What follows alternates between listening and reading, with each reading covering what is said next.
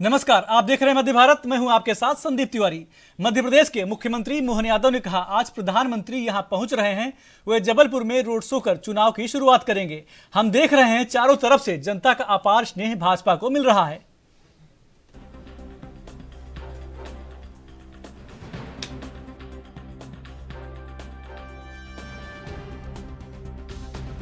सौभाग्य आज हमारी अपनी मध्य प्रदेश की धरती पर यशस्वी प्रधानमंत्री श्रीमान नरेंद्र मोदी जी का आगमन हो रहा है और उससे ज़्यादा आनंद की बात है वो हमारे अपने महाकौशल प्रांत में संस्कारधानी जबलपुर में आज अपने रोड शो से चुनाव अभियान की शुरुआत करेंगे।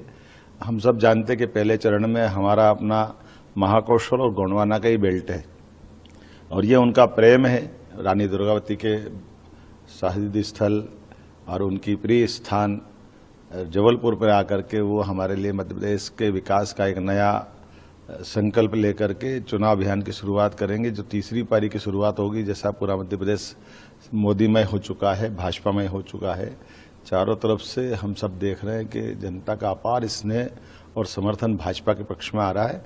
मध्य प्रदेश की इस धरती पर मैं एक बार फिर उनका वंदन करता हूँ, अभिनंदन करता हूँ और उम्मीद करता हूँ जिस आशा अपेक्षा पे उनने मध्य प्रदेश के लिए सोचा है, हम सब कुछ वो देने का प्रयास करेंगे। जनता उसके लिए तत्पर है। और छत्तीसगढ़ के उप मुख्यमंत्री अरुण साव ने कहा विकास की पहली शर्त कानून व्यवस्था का राज है। हम बस्तर का विकास चाहते हैं, वहां शांति व्यवस्था कायम होना आवश्यक है। हमारी सरकार इस दिशा में गंभीरता से काम कर रही है। केंद्र सरकार का सहयोग भी राज्य सरकार को मिल रहा है। निश्चित रूप से आने वाले समय में बस्तर तरक्की की ओर आगे बढ़ेगा।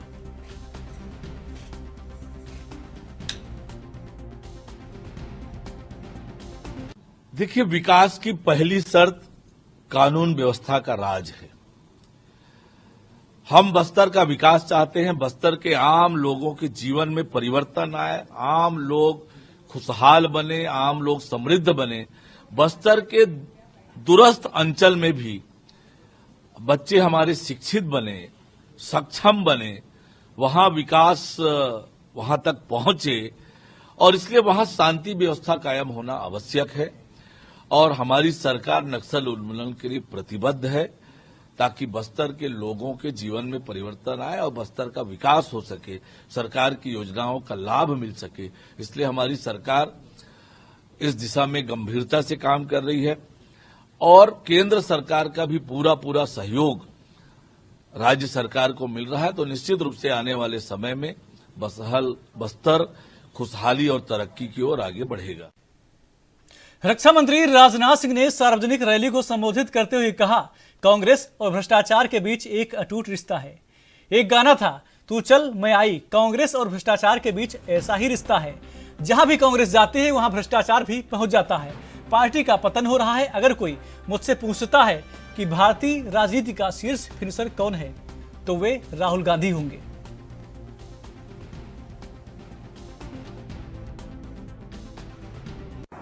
कांग्रेस का और भ्रष्टाचार का बहुत ही अटूट रिश्ता है, बहुत ही अटूट रिश्ता है। मैं उसकी कल्पना नहीं कर सकता। मैंने एक फिल्म देखी थी बचपन में, मैंने प्यार किया, और उस फिल्म में सलमान थे और नायिका कौन थी वो तो मैंने नहीं देखा था। आप जानते होंगे बच्चे, देखा था? एक गाना था, तू चल मैं आई। एक गाना था, तू चल मैं आई।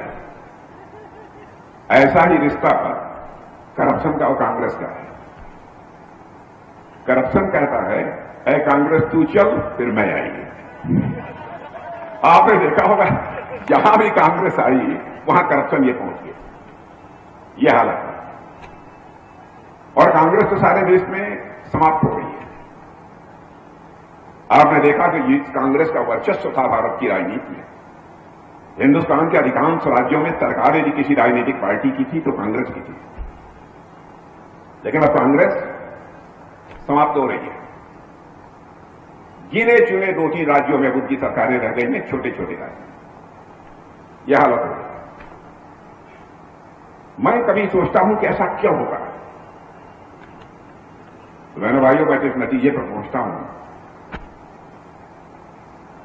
क्रिकेट में सबसे मशहूर फिनिशर कौन है, मैं आपसे पूछना चाहता हूं। नौजवान बताएं, क्रिकेट का सबसे माना जाना फिनिशर कौन है? धोनी। तो भारत की राजनीति का सबसे अव्वल फिनिशर कौन है, हमसे कोई पूछे तो राहुल गांधी। भारतीय जनता पार्टी के प्रदेश अध्यक्ष हुआ सांसद विष्णुदत्त शर्मा ने खजुराहो संसदीय क्षेत्र के प्रवास के दौरान पन्ना जिले के पवई विधानसभा चुनाव कार्यालय में कार्यकर्ताओं के साथ बैठक की और संबोधित किया। प्रदेश अध्यक्ष शर्मा ने हर बूथ पर 370 नए वोट प्राप्त करके प्रधानमंत्री मोदी के 400 सीटों के संकल्प को पूरा करने का आह्वान किया।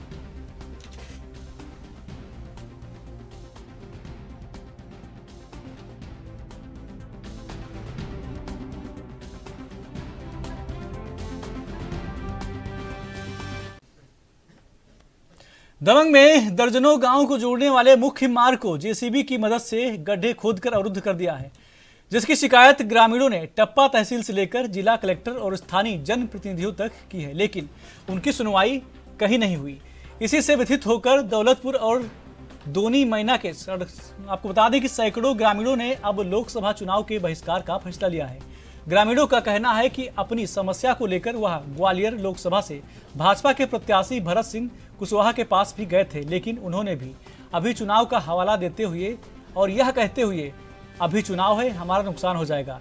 ग्रामीणों की कोई सुनवाई नहीं की। आपको बता दें कि ग्रामीणों ने लोकसभा चुनाव के बहिष्कार का मन बना लिया है।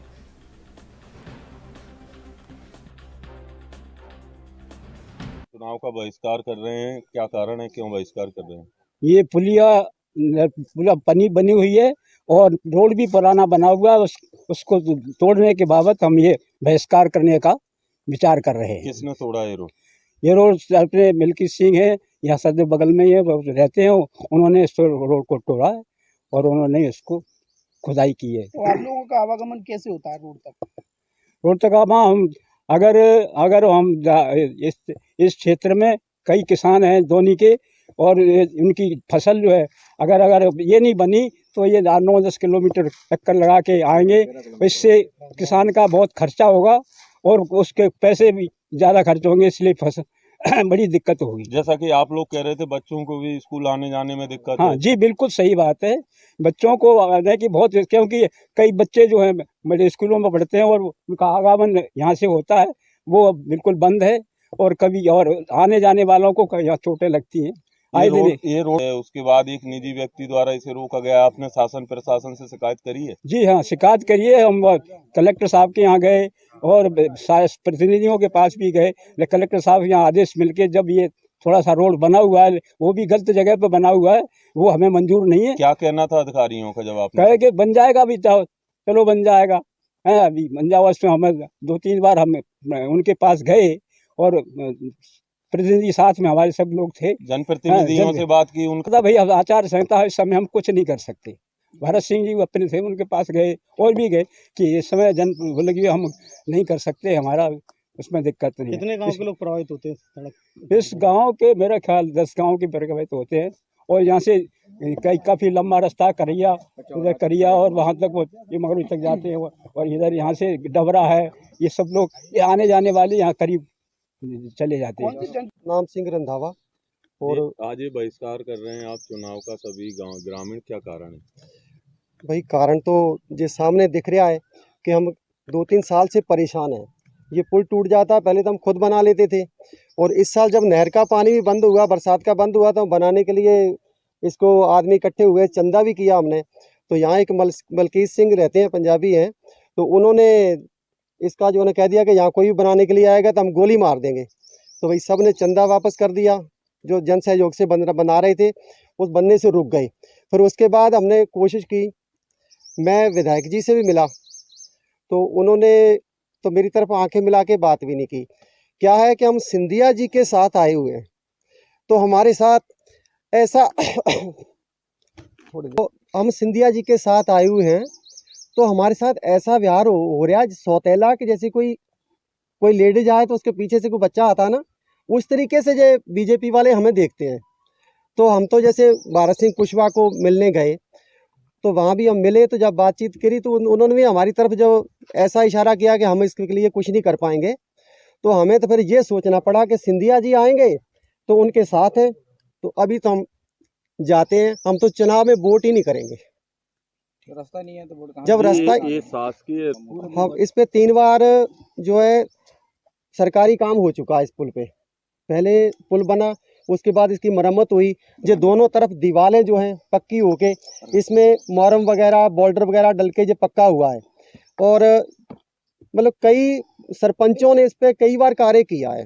तो जैसे हम कलेक्टर साहब को मिले तो कलेक्टर साहब ने जरूर हमें ऐसा आश्वासन दिया कि आपका कल ही रास्ता बन जाएगा, आप जाओ तहसीलदार साहब को मिलो।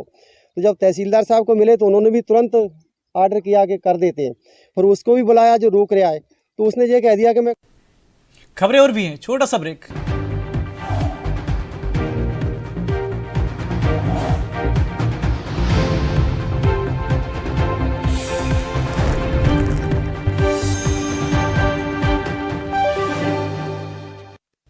ब्रेक के बाद स्वागत है आपका। खबरों में आगे बढ़ते हैं। इंदौर के विजयनगर थाना क्षेत्र के प्रेस्टीज कॉलेज में छात्रों के बीच मारपीट हो गई। इसमें एक छात्र को गंभीर चोट लगी है, अन्य छात्र भी घायल हो गए हैं। कॉलेज के छात्रों के बीच बातचीत में तनातनी हुई। बता दें कि प्रेस्टीज कॉलेज के पास आयोजन की परमिशन भी नहीं है और ये आशंका भी जताई जा रही है यदि ये आयोजन होता है तो इसमें बड़ी मारपीट हो सकती है। साथ ही जब मारपीट हुई तब वहां पर कॉलेज की कई फैकल्टी भी मौजूद थे। पूरे मामले में पुलिस ने दोनों पक्षों के खिलाफ मामला दर्ज कर जांच शुरू कर दी है और जल्द ही जांच के बाद आरोपी छात्रों की गिरफ्तारी हो जाएगी।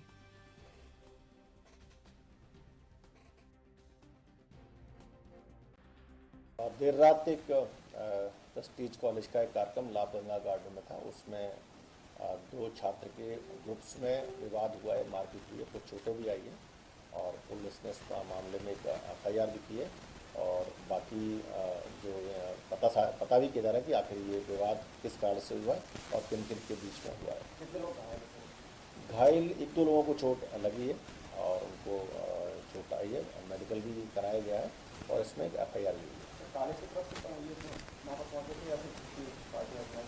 ये जो पूरा कार्यक्रम है ये बेसिकली कॉलेज का था, कॉलेज का फंक्शन था। कॉलेज के फंक्शन में ये विवाद हुआ है। अभी गिरफ्तारी नहीं हुई है, अभी इसमें FIR हुई है। FIR के बाद इसका मेडिकल के बाद इसमें फिर जो कौन कौन लोग थे उनके आधार पर इसमें कार्य। राजनांदगांव जिले के डोंगरगढ़ नगरपालिका क्षेत्र टिकरापारा में राजस्व मामले में झूठी शिकायत का मामला प्रकाश में आया है। वार्ड के कुछ लोगों ने अनुविभागीय अधिकारी एवं तहसीलदार के समक्ष अवैध कब्जे की शिकायत की थी। इसी दौरान तहसीलदार ने पटवारी व RI की टीम बनाकर जांच कराई। जांच के बाद अवैध कब्जे की शिकायत निराधार पाई गई। इसमें खास बात यह है कि शिकायत करने वाला खुद अवैध कब्जा करके बैठा हुआ है और अवैध कब्जे की झूठी शिकायत की है।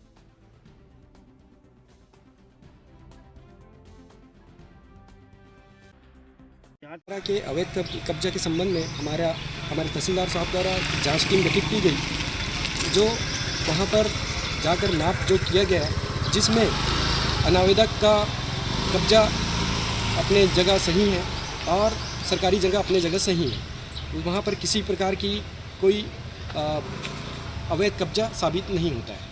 में सही निकला, उसको जांच दोनों पक्ष के पटवारी आए थे, अछोली खार के और ये इधर के शहरी इसके पटवारी आए थे और उन्होंने जांच करके यहाँ का गया तो सही पाया गया है। और जो अवैध कब्जा करके बैठे हैं वो हमारे ऊपर ब्लेम लगा रहे कि ये कब्जा करके रखे हैं, ये करके रखे हैं, और खुद 11 नंबर 63 नंबर और 3 नंबर में कब्जा करके अपना बिल्डिंग बना के बैठे हुए हैं और दूसरे को बोलते हैं कि कब्जा कर लिए हैं, ज़मीन को कब्जा कर लिए करके ऐसे शिकायत करते हैं। मैं चाहता हूं प्रशासन से कि इनकी खुद ही जांच किया जाए। और 3 नंबर खसा नंबर 3 जी, ये ज़मीन हमारी पुश्तैनी ज़मीन है, 50 सालों से है और 2-3 बार सीमांकन हो चुका है। जो कल हुआ उसमें पूरा मतलब रिपोर्ट सही निकला कि हमारी है ज़मीन वो। और जो अवैध कब्जा करके जो बैठे हैं, 2-3 मंजिल जो बिल्डिंग बना के भी रखे, जो दुकान भी बना के रखे, सब अवैध कब्जा है, तो उन पर कार्रवाई की जाए। और हमारे ऊपर 3 महीने से बहुत परेशानी कर रहे थे उन लोग, उसके ऊपर कार्रवाई की जाए। तहसीलदार SDM साहब के द्वारा जो जांच निकला था उसमें जांच किया गया है, जिसमें से 5 पटवारी तहसीलदार IR सब आए हुए थे और चारों दिशाओं को मिलाया गया, अछोली खार को भी मिलाया गया, बधेटला खार को भी मिलाया गया है। उसमें जांच सही पाया गया है और जब से विगत 2-3 महीनों से इन लोग बहुत परेशान करके रखे हुए निजी ज़मीन वालों को और स्वयं स्वयं जो जांच करते हैं उनको भ्रष्टाचारी कहते हैं उन लोग, और खुद ही अवैध कब्जा करके बैठे हुए हैं उसी खसरे में, और बोलते हैं कि हम लोग को कब्जा किया हुआ, जबकि कहीं पर हम लोग कब्जा नहीं किए हैं। और जो शिकायत करते हैं वो खुद कब्जा किए, उनके ऊपर सख्त से सख्त कार्रवाई की जाए। एसपी पुनीत गहलोत ने कहा, स्थानीय पुलिस को सूचना मिली थी कि पंजाब से 2 व्यक्ति हथियारों की एक डील करने के लिए बड़वानी आने वाले हैं। सूचना के आधार पर पुलिस ने इलाके की घेराबंदी की और 3 लोग वहां डील करते हुए पाए गए। 3 लोगों को गिरफ्तार कर लिया गया है। तीनों के पास से 6 पिस्टल जब्त की गई हैं। इनमें से 2 व्यक्ति पंजाब के रहने वाले हैं। आगे की पूछताछ की जा रही है। अवैध हथियारों की खरीद फरोख्त पर संपूर्ण अंकुश लगाने के लिए आईजी इंदौर श्री अनुराग सर और DIG Khargone range Shri Atul Singh sir के द्वारा लगातार निर्देशित किया जा रहा है। लोकसभा चुनाव को दृष्टिगत रखते हुए भी बड़वानी पुलिस इसको टॉप प्रायोरिटी पर ली हुई है। इसी तारतम्य में कल स्थानीय पुलिस को मुखबिर के जरिए एक सूचना मिली थी कि पंजाब से 2 कुख्यात हथियारों के सौदागर एक बड़ी आम डील करने के लिए बड़वानी आने वाले हैं। उक्त सूचना की तस्दीक करने के लिए एसडीओपी सेंधवा श्री कमल चौहान के नेतृत्व में 2 थानों की ज्वाइंट टीम बनाई गई थी। एक टीम का नेतृत्व थाना प्रभारी बड़ला श्री माधव ने किया था, दूसरी टीम का नेतृत्व सेंधवा ग्रामीण प्रभारी श्री दिलीप पुरी ने किया था। मुखबिर के द्वारा बताई गई सूचना के आधार पर दोनों थानों की संयुक्त टीम ने इलाके की घेराबंदी की और 3 लोग वहां पर डील करते हुए पाए गए। घेराबंदी करने के बाद जब पुलिस ने दबिश दी तो 2 लोगों को मौके से गिरफ्तार किया गया। एक व्यक्ति वहां से भागा और उमरटी में एक लंगर चल रहा था, वहां पर जो गुरुद्वारा है वहां पर छिपा, जहां पर हमारी तीसरी टीम सक्रिय थी और तीसरी टीम ने उसको वहां से पकड़ा। तीनों लोगों से जब पूछताछ की गई तो काफ़ी अहम खुलासे इन तीनों से पूछताछ में हुए हैं। तीनों से कुल 6 फायरआर्म्स पुलिस ने जब्त किए हैं, जिनमें 3 पिस्टल हैं, 3 देशी कट्टे हैं। इनमें से 2 व्यक्ति जो हथियार खरीदने के लिए आए हुए थे ये पंजाब के रहने वाले हैं और इनके नाम अवतार सिंह और परविंदर सिंह हैं। अवतार सिंह तरनतारन डिस्ट्रिक्ट पंजाब का रहने वाला है और परविंदर सिंह भी फिरोजपुर जिला पंजाब का रहने वाला है। जब इनके लोकल पुलिस से पंजाब में हमारी पुलिस ने कोऑर्डिनेट किया तो इनके काफ़ी गंभीर प्रकरणों में अपराध निकले हैं, जिनमें अवतार सिंह के कुल 2 डकैती के अपराध हैं। सीएसपी हिना खान ने देर रात शराबियों पर कार्रवाई की है। आपको बता दें कि न्यू सिटी सेंटर से एक मामला सामने आया है, जहां पर सीएसपी ने कार्रवाई शराबियों को जो इस समय शराबियों का जो बना हुआ है उसको लेकर कार्रवाई हुई। आपको बता दें कि उनका कहना है कि जिले में जिस प्रकार से शराब की घटनाएं बढ़ रही हैं, इसको लेकर लगातार छानबीन की जा रही है।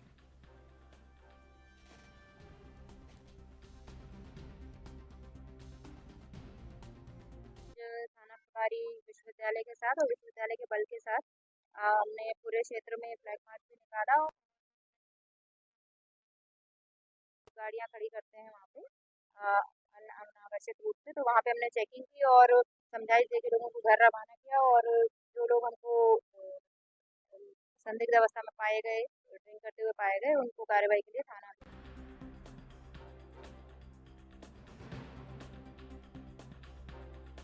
सिंगरौली डीएम चंद्रशेखर शुक्ला ने बताया, हादसे में 14 लोगों के घायल होने की सूचना है।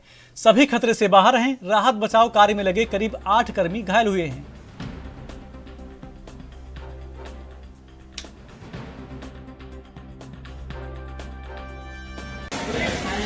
अभी तक की जो सूचना हमें प्राप्त है 14 लोगों की है, जिसमें से 5 सिंगरौली हॉस्पिटल में है, 1 व्यक्ति डिस्ट्रिक्ट हॉस्पिटल में है और 8 एनटीपीसी हॉस्पिटल में है। सभी अभी ठीक है।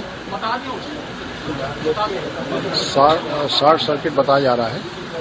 फायर ब्रिगेड तत्काल भेजी गई थी, जैसी सूचना थी फायर ब्रिगेड तत्काल पहुंची है और मौके पे लोगों ने बहुत मदद की है और जो रेस्क्यू में लगे थे उनमें से भी करीब 8 लोग इंजर्ड है। स्थिति कैसी है सभी? अभी ठीक है।